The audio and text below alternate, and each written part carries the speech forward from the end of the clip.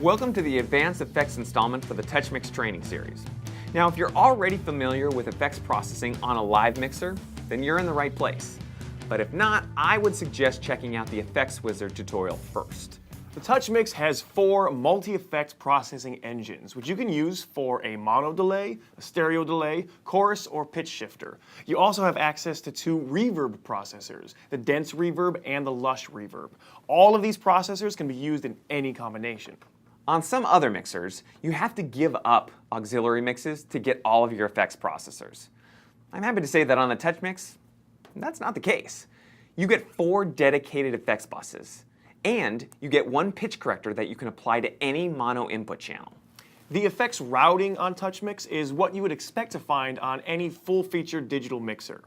There are 4 post-fader effects sends from each and every input channel, and each effects processor has returns to the mains and the aux outputs. Let's look at the processors first. Here is the main effects screen. Most of it is occupied by the effect processor control panel. This panel lets you store and recall presets, and choose between processors and control effect parameters. Right now, we're looking at the dense reverb control panel. If you select another type of processor, the controls and appearance will change. Here's the mono delay.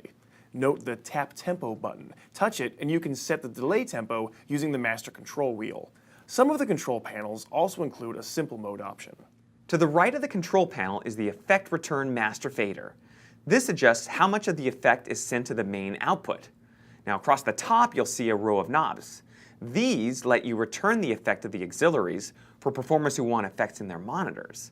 The EQ tab at the top takes you to a 2-band EQ with a variable low-cut filter, so you can fine-tune the sound of your effect. EQ settings are stored with a preset. So, that's the processors and its returns. Now let's talk about how to get your channels to the processor. In addition to the effects wizard, which we covered in a previous tutorial, there are 2 ways to get your input channels to your effects.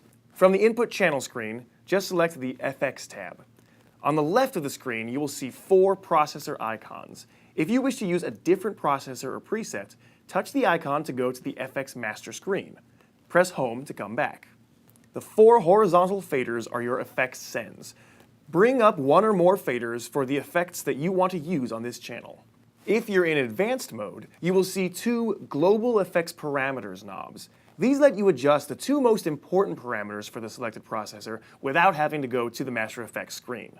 Now, as I mentioned earlier, there's 1 pitch corrector on the mixer. Touching the Enable button assigns it to the currently selected channel and unassigns it from the previously assigned channel. Use the blend control to vary the mix between the wet and the dry signal. 100% wet is used to correct the pitch. A blend between wet and dry is used to provide a doubling effect, and dry bypasses the pitch correct altogether. Use the key control to select a musical key signature. Both major and minor key signatures are available, allowing the pitch corrector effect to be more accurate in determining what the intended note is. Use the correct rate control to adjust how quickly the pitch correction tracks. You can also see the sends and return levels for all your effects at once by selecting Effects Overview. To use Effects Overview, just press Menu, then Effects Overview. Here you can see and control all of the sends for all of the channels all in one place. TouchMix has amazing effects features and capabilities, but there's more to it than that. The sound quality of these effects is equally impressive. Hearing these effects in action will demonstrate the development team's attention to detail, because the sound of the TouchMix's processors rival those of the go-to rack mount processors that concert engineers rely on. We really hope that this helps you get the most out of your TouchMix effects. We'll see you next time.